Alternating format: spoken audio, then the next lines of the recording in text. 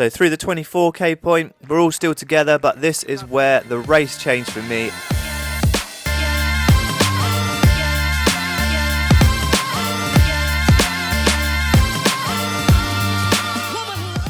So today I have a race recap from the Copenhagen Marathon 2024.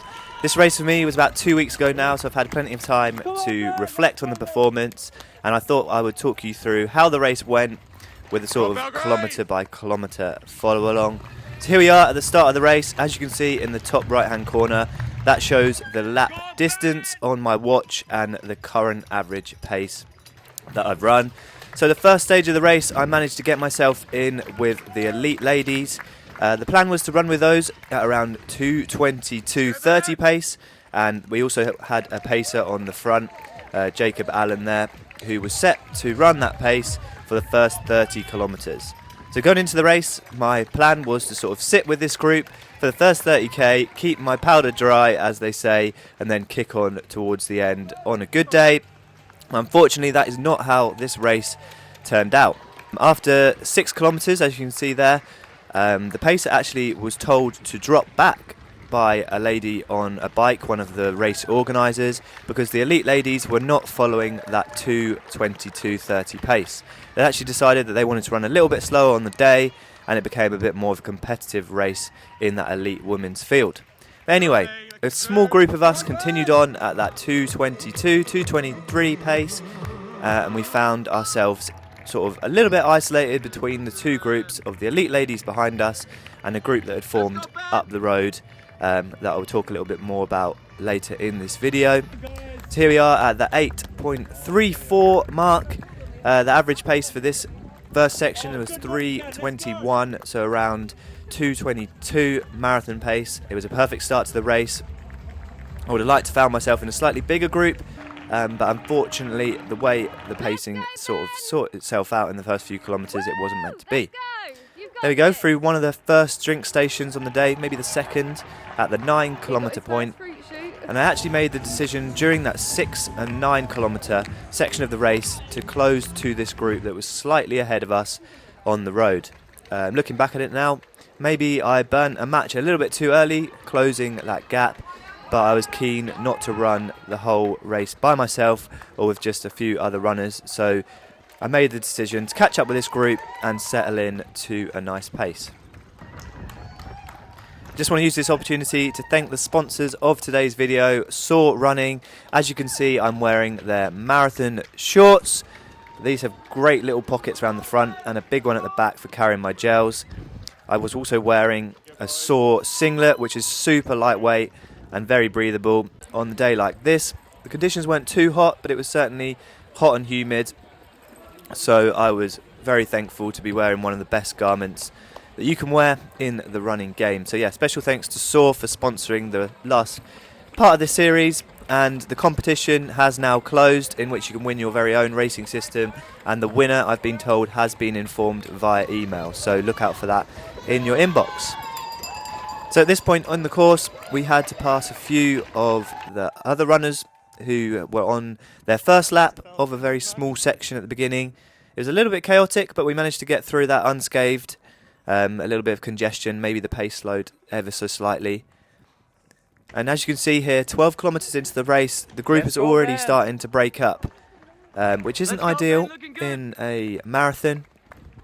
You want a nice big pack that's going to pull you along to the finish line. So there we go, through 13 kilometres, saw my sister there. Still in this group, sort of settled in. I stayed in sort of second or third position for pretty much the whole way that this group was formed. Contributed a little bit to the pace, but this guy in orange was keen to be at the front, so I just let him do his thing.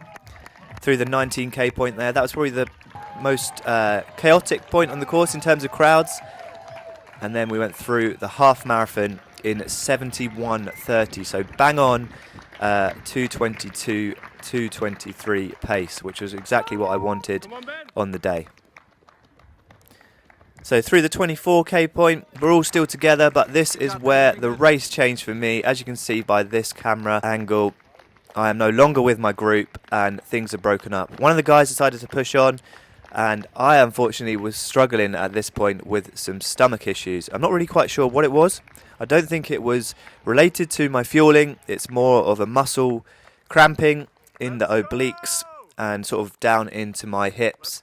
I've had some tight hips that I've been trying to work on in the build up to this marathon, but unfortunately on race day my gut and abdominal muscles were not playing ball. So from that 26.5 kilometre point, I was already in pain, which was a long way out from the finish line. Hence why, as you can see, my average pace is starting to slow down ever so slightly.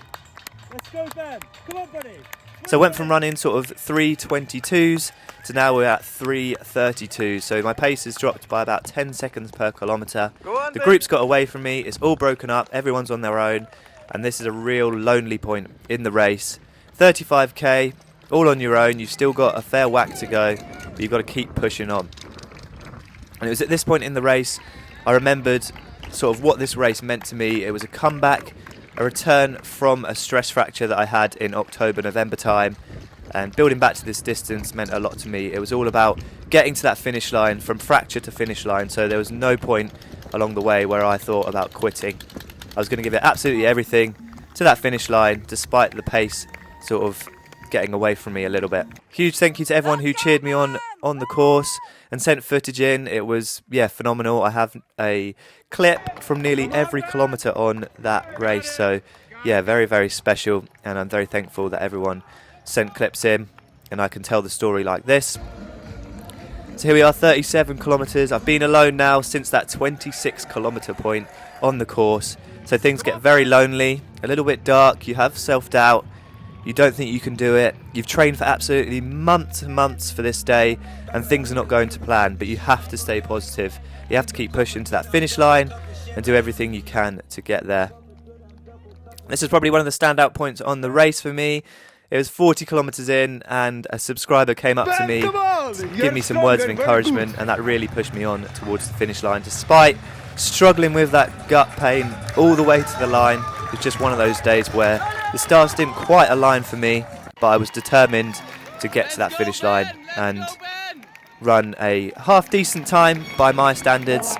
Across the line in 2:27.48, I believe, which was around 3 minutes off my personal best that I ran last year in Boston, but my second fastest marathon out of 5. Ended up finishing 29th out of a field of 15,000, and yeah, overall I would say it was a solid race back, but I fell a little bit short of the lofty goals I set myself in the build. But thanks for watching, and aspire to run to inspire.